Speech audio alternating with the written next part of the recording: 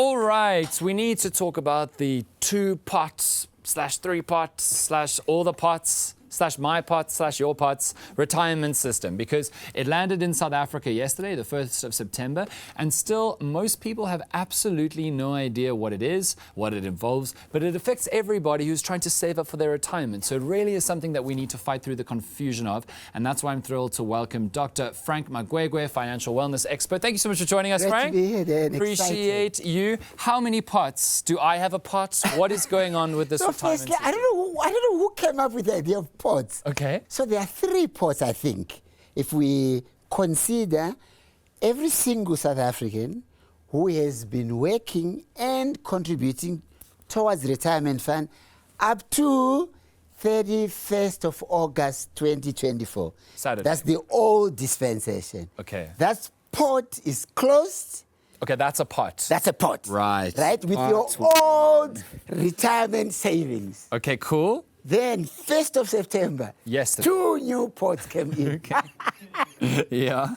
The first one then is your savings pot. Okay. This idea that if you have an emergency, right, whether it's a medical emergency, whether it's any family emergency, you want to fix your car, whatever it is that you qualify as an emergency, you will now, from the 1st of September, be able to access the savings pot. Okay. Then there is the retirement pot.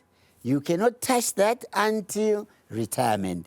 So from 1st of September, we've got 2 pots plus the old pot, which makes it 3. Okay. Is that clear? No. Okay. Yes, no, you did a very good job. Okay. Question 1. Yeah. Does this new kind of withdrawal, playing with, kind of strategizing about how you use your retirement affect pot 1, our old money, pre-31 August? No. It doesn't? It doesn't. So it's only retirement from now? Yes.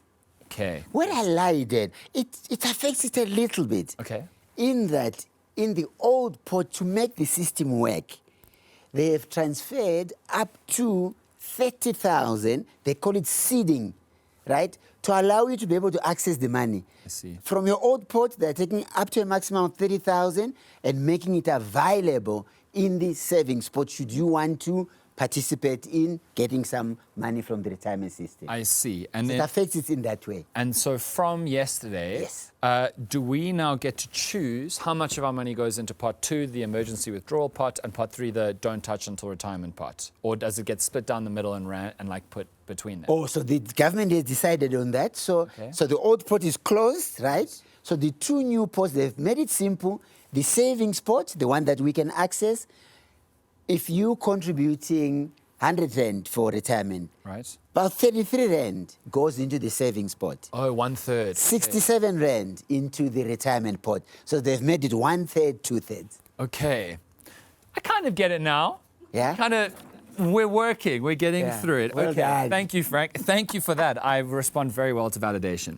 Okay, so I want to know about SARS and the tax implications of this retirement system, because a lot of people have now been saying you can't withdraw Yes. if you have outstanding tax, as in you still have to pay tax. SARS may or may not, and you need to explain this, may come in Yes. and say, well, if you're going to withdraw, we're going to take what you owe us first, Yeah. and you get the remainder. Is that true? That is true. In fact, there are 2 things happening there then. Let's acknowledge that the first one is you only get taxed should you wish to access the savings pot. Oh, So it's so- not compulsory. No one is forced to take your money. If you choose If you not to choose touch, to access then the you money. can continue to evade SARS. Correct. Yes. Yeah. Okay. Legally evade Legally, SARS, right? legally Yes. Yeah. not answer their Yes, DMs. Okay, 100%. leave them But at let's suppose you do have an emergency and you want to access the money. This is how SARS are dealing with it. So it's in 2 ways. Okay. The first one is there is tax and I guess I can say sadly is that the way SARS have approached taxing is as follows. When we contribute towards our retirement fund savings, those contributions are pre-tax. We do not have any deduction. So if you are contributing 100 towards pension fund, the full 100 is invested. I see. The idea is we will tax you at retirement. Right. Now, this new 2-pot system, what has it done? It's now allowing individuals to access their retirement fund earlier. Right. And therefore SARS say, whoa, wait a minute. You were supposed to only get taxed at retirement. You choosing to access the money now, Right. you triggering paying tax now.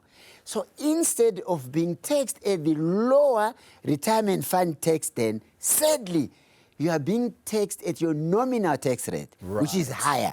Right. So that's the first thing to understand should one be wishing to take money from there, that if they're essentially considering it as part and parcel of your income.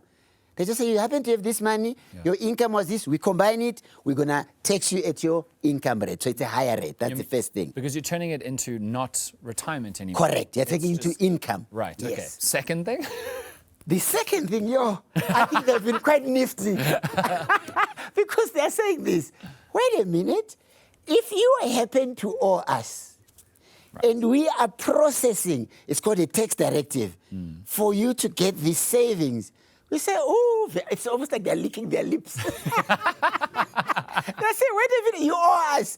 We have a right to take our tax that you owe us from this. Right. And that is what has made South Africans unhappy on social media. Okay. But there's one little qualifier then. Right. If you have an arrangement with SARS where you already says, I know I owe you, but I'm on paying terms with you. I'm paying it over 3 months, over 6 months, or over a year. There's an agreed plan. It's an agreed plan. Yeah. They don't swoop on your money and take it. That's the only qualifier. Okay. Yeah. So go chat to SARS, basically. You need to.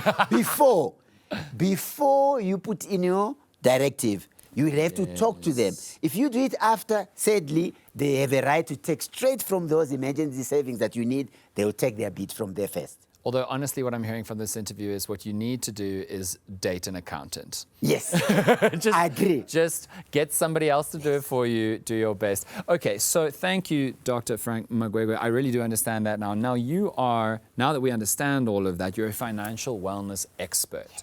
And so That's what they say. Well, I hope that's what you say. So what I want to know in closing is it a good idea, like to withdraw a third or up to a third of your retirement early? Yes. What are the benefits versus detriments of withdrawing? What are the things that can help now but might disadvantage later of doing this kind of thing? So in the main, then, there are more disadvantages than advantages. What do I mean by that? Well, firstly, remember, this is money for retirement. By accelerating the need of the money now, what happens? You're paying tax, which means two things happen. You get your money, it's no longer going to grow, and you get taxed on it. Right? So that's the first negative. And you get taxed more. You get taxed more, in fact. At retirement. Which means you may get in fact, you will get to retirement with less savings than if you had not accessed the money. Right? However, there's also the upside that says we know many South Africans, cost of living is high, just things are tough. We know often people go and get loans, sometimes from Abomashonisa, those loan sharks, which makes it worse for their finances. So the government is acknowledging the reality that happens on the ground. Sure. And so my message would be, only if you have exhausted all other means to access money for emergencies, then you should consider accessing the savings pot of your retirement. I think the other thing then that comes to mind for me is it will take up to 6 weeks for SARS to process the directive and for the money to hit your bank account. And we know South Africans can be quite creative. So I'm seeing someone calling you and say, I know you've put in your application. Can I give you some money now whilst you wait for your money? Because it's 6 to 8 weeks. So consumers need to be so careful because there's an opportunity for being scammed. There's an opportunity for fraud here whilst you're waiting for your money. And it's taking a little bit long, 6 to 8 weeks. So be aware of anyone coming in and say, hey, can I extend the money to you whilst you wait? Then when SARS pays you, you pay me my money. No, run away from that. If anything, you should report them because how do they know? Absolutely. I do have to say it did make me laugh because when you said, 6 to 8 weeks, it's a little bit long, I thought, no, in South Africa, that's quick, brother. Like Home Affairs, 6 to 8 weeks, it would be a miracle to get anything out of Home Affairs that quickly. Dr. Frank Magwegwe, everybody, thank you so much.